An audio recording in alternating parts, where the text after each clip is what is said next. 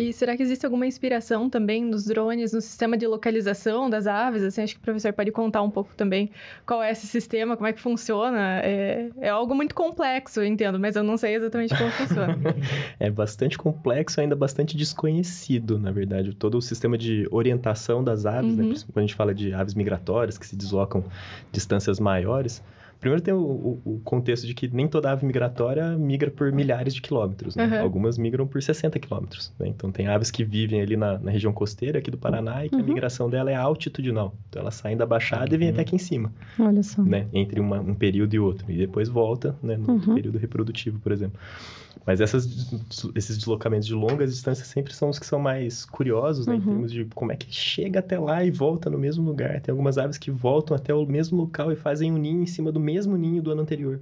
Caramba. Né? E o bicho veio da Amazônia pra cá, né? Então, que massa. Às vezes de um outro continente. Tem alguns bichos que cruzam, né? Da América do Norte pra cá. Então, tem vários sistemas migratórios de distâncias bem longas. Tem bichos que migram da Groenlândia até a Antártida. Caramba. Então, são 80 mil quilômetros no ano para um bicho de 250 gramas. Meu Deus. É muita coisa para um bichinho muito pequeno. Sim. E chega lá na mesma colônia, né? Às vezes em bandos, às vezes isolados. Mas os mecanismos mesmo associados a essa orientação, eles são bem diversificados. Então, desde mecanismos visuais, então orientação por pistas da paisagem, e aí está associado toda uma capacidade cerebral de registrar essas impressões, né, e lembrar do caminho, basicamente, é o que a gente faz, né, para chegar em casa e voltar.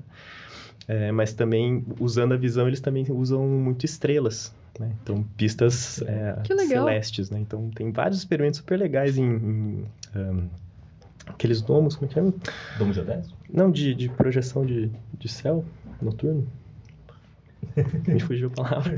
Mas eles têm estruturas... Tipo um planetário? Isso, planetário. Me fugiu a palavra. Tipo um planetário, né? Vai que não é, né? Exatamente. Então, eles confinaram as aves nesses planetários e projetaram um céu estrelado daquela noite em que as aves costumavam começar o processo de migração.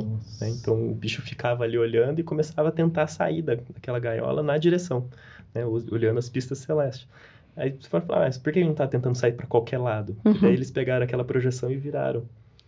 E o bicho virou a direção. Então, são várias evidências que vão se somando. Tem pistas magnéticas, então tem algumas aves que têm capacidade de detectar variações do campo magnético terrestre à medida que elas estão voando. Que legal. Elas conseguem se orientar.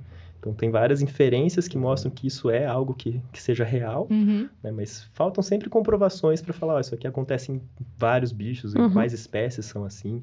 Olfato é outro mecanismo, então tem bichos marinhos, esse que sai da Antártica, da Groenlândia, chega até a Antártica, eles migram por cima da água, né? E aí tem as correntes marítimas que tem uma diferença de concentração de zooplâncton, fitoplâncton, e aquilo ali exala um cheiro diferente pelos gases que eles liberam.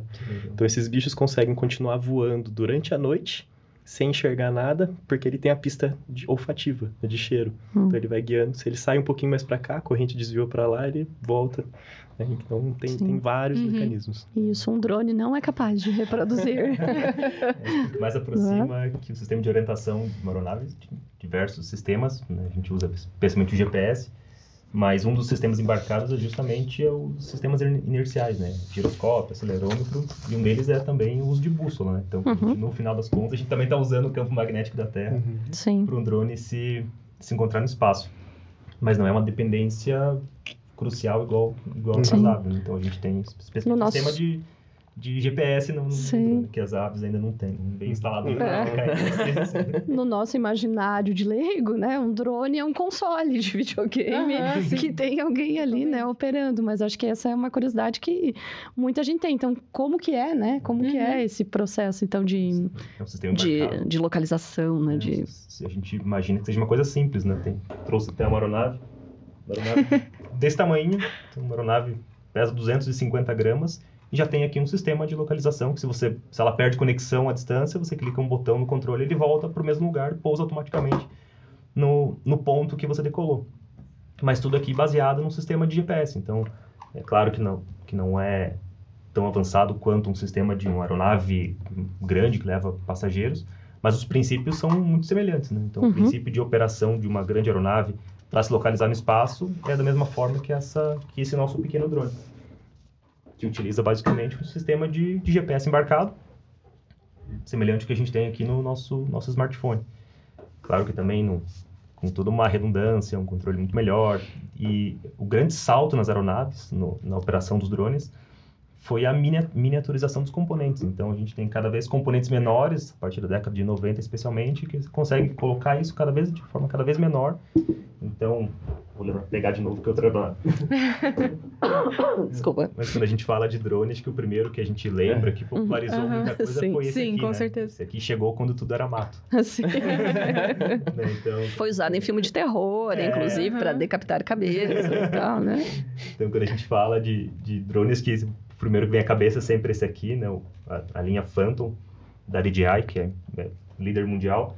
Mas o que a gente tem aqui dentro de orientação é a mesma coisa que tem aqui. Então, são separados aí por 7, 8 anos de idade, esses dois.